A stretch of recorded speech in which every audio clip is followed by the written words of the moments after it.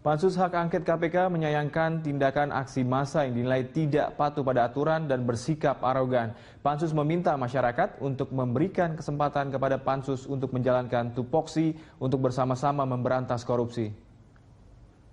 Panitia Khusus Hak Angket Komisi Pemberantasan Korupsi atau Pansus Hak Angket KPK menyayangkan tindakan aksi massa yang dinilai tidak patuh pada aturan dan bersikap arogan. Dalam rapat dengar pendapat dengan perwakilan aksi massa dari ILUNI UI, BEM UI, BEM ITB di Gedung Nusantara Senayan, Jakarta baru-baru ini, anggota Pansus Hak Angket KPK Edi Kusumawijaya mengatakan masyarakat diharapkan tidak memandang negatif pembentukan Panitia Hak Angket KPK. Ia juga meminta kepada masyarakat untuk memberikan kesempatan kepada Pansus untuk menjalankan tupoksi untuk bersama-sama memberantas korupsi. Namun hendaknya masyarakat perlu memahami betul tujuan hak angket DPR sebagai salah satu fungsi pengawasan terhadap pemerintah. Hak angket ini misalnya dikatakan tidak punya dasar hukum, tidak kuat, atau tidak apa. Memang hak angket ini seperti saya bilang tadi tertuang di dalam Undang-Undang Dasar 45, haknya anggota DPR. Hak DPR itu hak interpelasi, hak angket, hak menyatakan. Hal senada disampaikan oleh Ketua Panitia Khusus Hak Angket KPK, Agun Gunanjar Sudarsa. Menurutnya, Pansus sangat terbuka untuk menerima masukan dan aspirasi masyarakat. Sementara itu, menyinggung alasan dirinya tidak memenuhi keinginan dari aksi massa, Agun menilai tindakan dari aksi massa itu tidak tertib dan tidak memenuhi prosedur aturan. Terbuka, Pak. Yang nggak diundang pun, saya bilang tadi kan, nggak diundang pun datang kita terima, mau ngomong apapun ya dialog di dalam ruangan, ayo ngajak keluar tapi ada komitmen sama kan nggak ada masalah. Tapi kalau absen aja nggak diakui, kamu ya pertemuan apa Pak? Mega dan Kristio, TVR Parlemen. Ya pemirsa, Pansus Hak Angket KPK DPR RI melakukan kunjungan langsung ke Lapas Kelas 1 Sukamiskin untuk mencari data-data langsung di lapangan. Kunjungan itu dilakukan menyusul ditemukannya sejumlah indikasi dan juga pelanggaran HAM pada proses pemindahan narapidana korupsi. Menyusul temuan intimidasi dan pelanggaran HAM dalam proses pemidanaan narapidana korupsi, Pansus Hak Angket KPK DPR RI menjamin proses penyelidikan dan penegakan hukum yang dilakukan oleh Pansus Hak Angket KPK akan berjalan transparan dan berdasarkan fakta di lapangan. Usai kunjungan Panitia Khusus Hak Angket KPK DPR RI ke Lapas Kelas 1 Sukamiskin, Jawa Barat, Ketua Pansus Hak Angket KPK Agun Gunanjar Sudarsa mengatakan tujuan kedatangan Pansus ke Lapas Kelas 1 Sukamiskin adalah untuk mendapatkan data terkait proses pemidanaan oleh Pengadilan Tipikor yang bersumber pada kasus-kasus yang ditangani KPK. Agun mengatakan Pansus telah mendapatkan data secara utuh terkait nama-nama narapidana, uang pengganti, uang denda atas putusan pengadilan, dan keterangan beberapa narapidana yang menyatakan telah mengalami intimidasi, pelanggaran HAM, bahkan pelanggaran yang bersifat privasi keluarga dalam proses penyelidikan dan penyidikan yang dilakukan KPK. Mereka mengatakan ada sejumlah hal yang menyatakan bahwa terjadi kesewenang-wenangan, terjadi ancaman, ya, terjadi intimidasi, terjadi pelanggaran-pelanggaran hak asasi yang memang bahkan juga terjadi pelanggaran-pelanggaran yang sifatnya private keluarga dan sebagainya. Itu semua mereka ungkapkan dan mereka semua bertanggung jawab. Terkait dengan opini negatif yang berkembang di masyarakat, Agun Gunanjar meminta masyarakat untuk tidak mencurigai Pansus. Untuk itu, Agun menjamin proses penyelidikan yang dilakukan Pansus Hak Angket akan tetap transparan dan berdasarkan fakta di lapangan dan hanya bertujuan untuk melakukan fungsi pengawasan DPR pada seluruh lembaga dan instansi pemerintahan. Berusaha untuk sama-sama bisa saling menghargai, sama-sama bisa saling menghormati. Jangan sedikit ada kecurigaan sedikit pun, karena itikat niatnya itu baik. Dari Bandung, Jawa Barat, Nanda dan Sanjaya, TVR Parlemen melaporkan.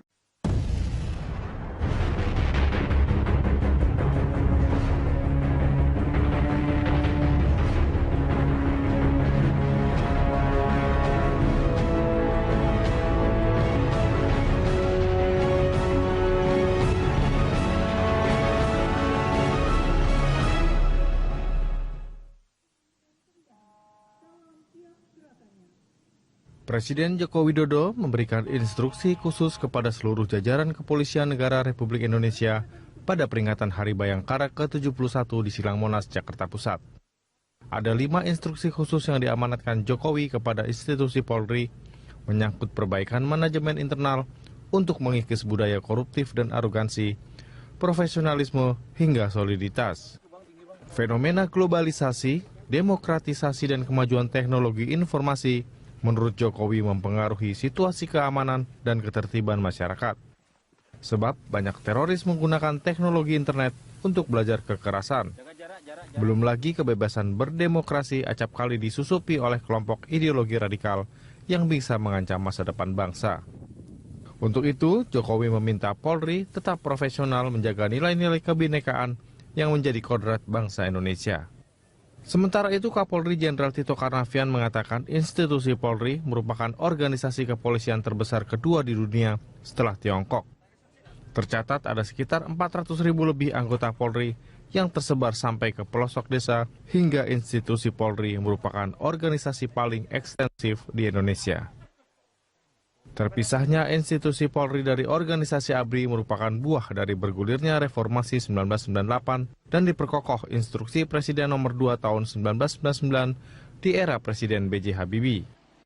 Diharapkan, polisi nantinya akan menjadi polisi mandiri, humanis, tapi tetap mengedepankan profesionalisme.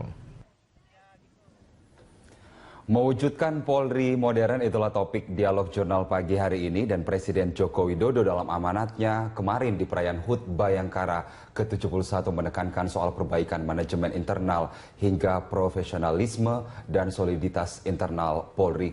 Polri dituntut semakin modern dan mampu mengantisipasi fenomena globalisasi termasuk kejahatan cyber serta terorisme yang akan mengganggu keamanan dan ketertiban masyarakat. Lantas sejauh mana Polri sudah berbenah diri untuk menekan budaya negatif di dalamnya? Lalu apa saja strategi untuk mempertahankan dan mempertebal kepercayaan masyarakat terhadap Polri yang kian membaik? Lalu bagaimana Polri mengantisipasi tantangan ke depan, terutama kejahatan transnasional terorisme berbasis teknologi? Untuk membahasnya, di studio sudah hadir Kepala Divisi Humas Mabes Polri, Irjen Polisi Setio Wasisto. Selamat pagi, Pak Setio. Selamat pagi. Ya, senang sekali bisa hadir. Ya, selamat ulang tahun Bayangkara ke-71. Kalau kita lihat dari apa yang diharapkan masyarakat, Polri yang modern, apa sesungguhnya yang harusnya dicapai oleh Polri sendiri, Pak Setio? Iya, kita mungkin kelas balik dulu sebentar. Ketika Bapak Kapolri Jenderal Polisi Dr. Andes Tito Karnavian dilantik oleh Presiden menjadi Kapolri, maka beliau mencanangkan moto untuk mendukung program Polri 2016 sampai 2025 tentang Strive for Excellence, di mana moto beliau adalah promoter, profesional, modern dan terpercaya. Di mana profesional ini adalah menyangkut kepada kompetensi sumber daya manusia. Kompetensi SDM. Kompetensi SDM-nya, bagaimana pelatihan, mulai dari rekrutmen, pelatihan, pendidikan dan sebagainya. Kemudian untuk modern, ini yang dimaksud dengan memodernisasi peralatan-peralatan yang ada di kepolisian. Apa yang diharapkan oleh Bapak Presiden dalam salah satu poin perintah beliau adalah untuk memodernisasi. Karena tantangan ke depan ini sudah dengan IT, berat. Dengan IT. Oleh sebab itu, selain tadi kemampuan personelnya didukung dengan peralatan yang modern, dan diharapkan dengan kemampuan dan peralatan yang mumpuni, yang teruji tersebut bisa mendapatkan kepercayaan masyarakat. Kepercayaan masyarakat. Selain itu, kepercayaan masyarakat juga dinilai dari tentang bersih atau tidaknya Polri. Di mana Bapak Presiden juga menyatakan adanya membenahi internal. Membenahi internal ini adalah untuk menjauhkan kita dari KKN dalam pelayanan publik, dalam pelaksanaan tugasnya. Iya, kalau kita lihat tadi yang Pak Setio sampaikan bahwa kemudian ada usaha-usaha memperbaiki mungkin peralatan atau juga pola pendidikan, rekrutmen. Lalu apakah ini bentuk dari Polri semakin ingin beradaptasi dengan masyarakat secara global dan Indonesia mungkin dengan kondisi seperti saat ini misalnya?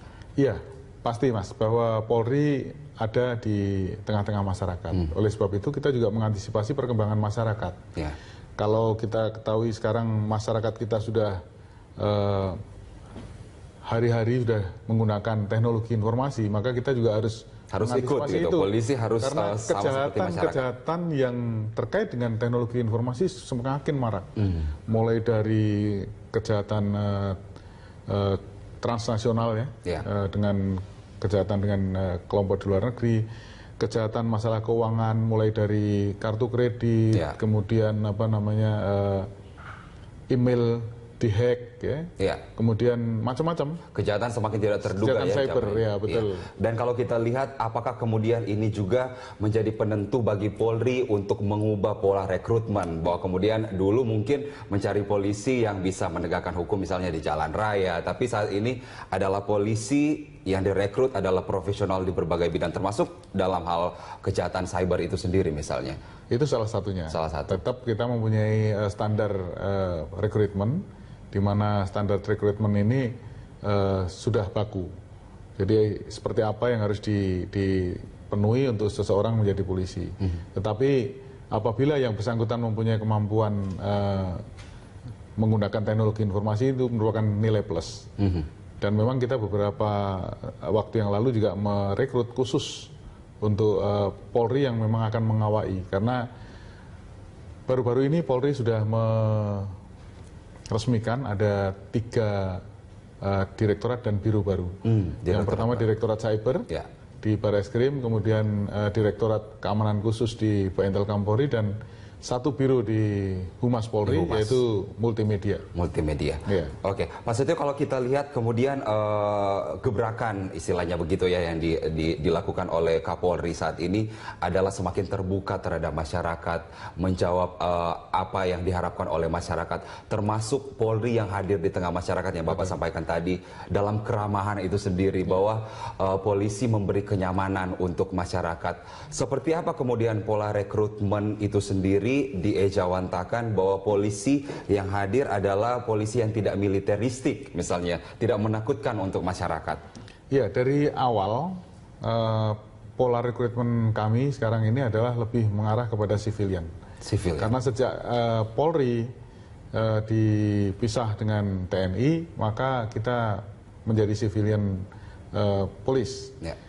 Di mana kita semua prosedur-prosedurnya adalah menggunakan aturan-aturan PBB, di mana kita sebagai civilian police. Tapi ini bukan berarti juga bahwa polisi bisa kemudian dipermainkan misalnya oleh masyarakat atau kejahatan-kejahatan tertentu misalnya. Dilihat tidak tegas misalnya. Civilian police bukan terus tidak tegas, karena kami juga mempunyai prosedur baku. Ketika kita menangkap seseorang, kita melakukan upaya paksa, ada aturan-aturan. Di mana kalau memang kita sudah, katakanlah kita mendapat serangan dengan senjata api yang sebanding, maka kita juga berhak untuk melakukan tindakan menggunakan senjata api. Jadi mungkin perlu dimaknai bahwa civilian bukan terus tidak tegas. Kita tegas pada tempat-tempat yang tepat. Baik, Pak Setio, selanjutnya kita akan membahas bagaimana kemudian strategi Polri untuk menekan ada semacam stigma negatif terhadap Polri selama ini berlaku di tengah masyarakat. Bagaimana untuk menekan kultur-kultur negatif sesuai amanat Presiden kemarin dalam HUT Bayangkara di Monas. Usai jeda kita akan bahas ini, pemirsa tetap bersama kami di Dialog Jurnal Pagi.